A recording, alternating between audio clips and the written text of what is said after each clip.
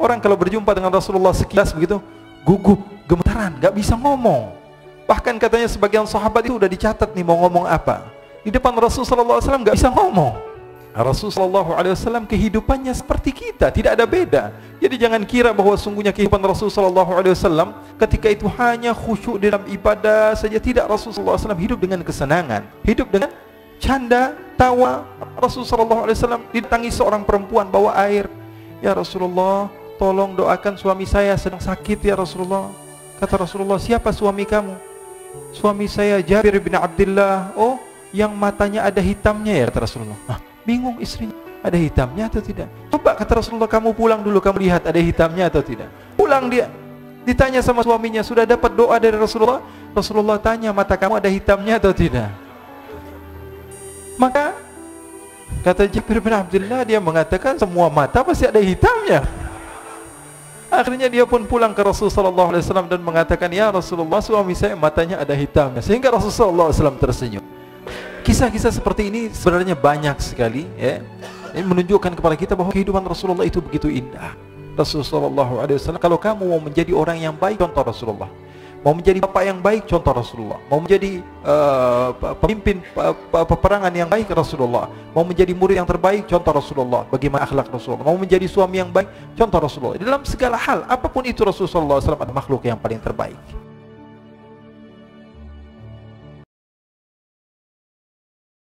Bahkan Rasulullah SAW tidak malu. Sayyidatuna Aisyah ditanya, Rasulullah, ini apa sih bedanya? Kok kamu bisa ngobrol sama Rasulullah? Kalau kami ini katanya di luar melihat Rasulullah SAW itu takut. Orang, kata Sayyidina Ali bin Abi Thalib yang berjumpa dengan Rasulullah SAW akan ahabah wa idza khalatahu ma'rifatan ahabbah.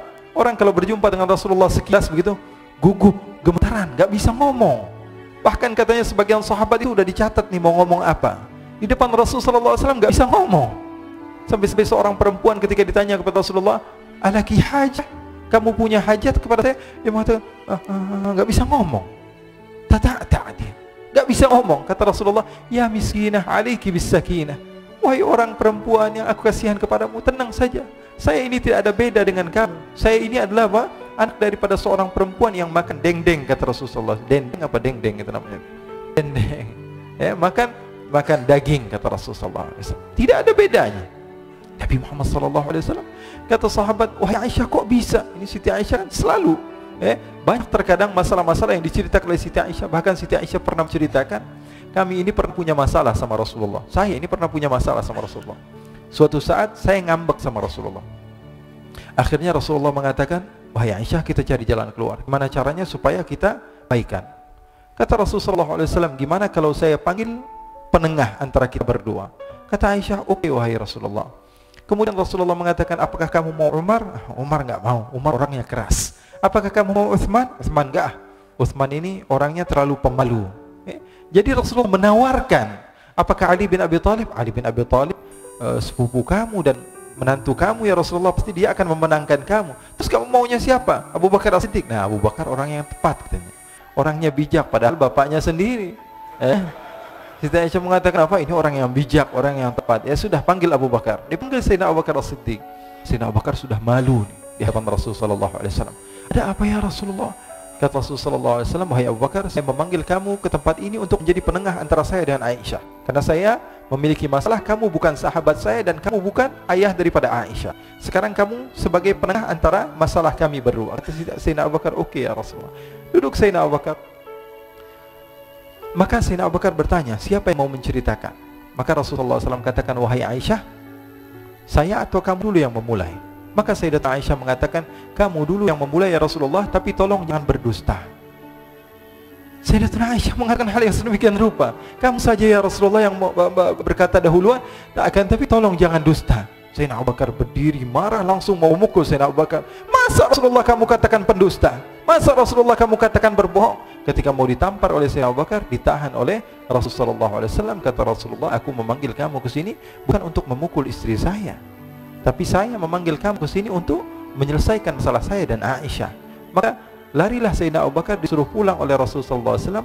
Lalu Sayyidatuna Aisyah memeluk Rasulullah dan mengatakan, Rasulullah SAW katakan pada Sayyidatuna Aisyah, kamu lihat betapa hebatnya suami kamu menyelamatkan kamu dari musuh kamu. Sehingga Sayyidatina Aisyah malu dan mendekap kepada Rasulullah SAW. Ikhwani, Rasulullah SAW kehidupannya seperti kita, tidak ada beda. Jadi jangan kira bahwa sungguhnya kehidupan Rasulullah SAW ketika itu hanya khusyuk dalam ibadah saja. Tidak, Rasulullah SAW hidup dengan kesenangan, hidup dengan keharmonisan, hidup dengan apa? Hidup dengan canda, tawa. Rasulullah SAW didatangi seorang perempuan bawa air. Ya Rasulullah, tolong doakan suami saya sedang sakit ya Rasulullah. Kata Rasulullah, siapa suami kamu? Suami saya Jabir bin Abdullah. Oh, yang matanya ada hitamnya ya, kata Rasulullah. Bingung istrinya, ada hitamnya atau tidak? Coba, kata Rasulullah, kamu pulang dulu, kamu lihat ada hitamnya atau tidak. Pulang dia, ditanya sama suaminya, sudah dapat doa dari Rasulullah? Rasulullah tanya, mata kamu ada hitamnya atau tidak? Maka kata Jabir bin Abdullah, dia mengatakan semua mata pasti ada hitamnya. Akhirnya dia pun pulang ke Rasulullah SAW dan mengatakan, ya Rasulullah, suami saya matanya ada hitamnya. Sehingga Rasulullah SAW tersenyum. Rasulullah SAW pernah didatangi seorang wanita. Kemudian Rasulullah datang ke rumah Siti Aisyah. Ketika itu Siti Aisyah sedang duduk sama nenek yang sudah tua. Kata Rasulullah SAW, wahai Aisyah, siapa itu? Ini sahabat saya, Rasulullah sering duduk sini ngumpul sama saya, kata Siti Aisyah. Kata Rasulullah SAW, kasih tahu dia nggak bakal masuk surga. Dikasih tahu sama Siti Aisyah, nangis ini nenek ini. Akhirnya pulang ke rumahnya nangis terus menerus setiap hari, sehingga dia tidak pernah datang lagi ke rumah Siti Aisyah. Rasulullah tanya, mana nenek-nenek yang biasa duduk sama kamu wahai Aisyah? Sekarang sudah selalu nangis ya Rasulullah. Kenapa? Karena dia dikatakan oleh engkau, ma yantiqu anil hawa in huwa illa yuha. Nabi Muhammad tidak mungkin berdusta. Nenek ini yakin dia tidak akan pernah masuk surga. Maka Rasulullah SAW tersenyum dan mengatakan, wahai Aisyah, bukan itu yang kumaksud. Nanti kalau dia masuk surga, dia berubah, nggak jadi nenek-nenek lagi. Di surga tidak ada nenek-nenek, kata Rasulullah SAW. Ini riwayatnya sahih. Kisah-kisah seperti ini sebenarnya banyak sekali, ya. Ini menunjukkan kepada kita bahwa kehidupan Rasulullah itu begitu indah. Rasulullah SAW, kalau kamu mau menjadi orang yang baik, contoh Rasulullah. Mau menjadi bapak yang baik, contoh Rasulullah. Mau menjadi pemimpin peperangan yang baik, Rasulullah. Mau menjadi murid yang terbaik, contoh Rasulullah. Bagaimana akhlak Rasulullah. Mau menjadi suami yang baik, contoh Rasulullah. Dalam segala hal, apapun itu Rasulullah SAW adalah makhluk yang paling terbaik. Kok ini berlebihan dalam memuji Rasulullah? Emang diperintah Rasulullah.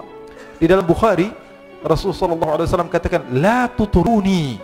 Ini dalil sebagian orang yang melarang kita untuk banyak memuji Rasulullah.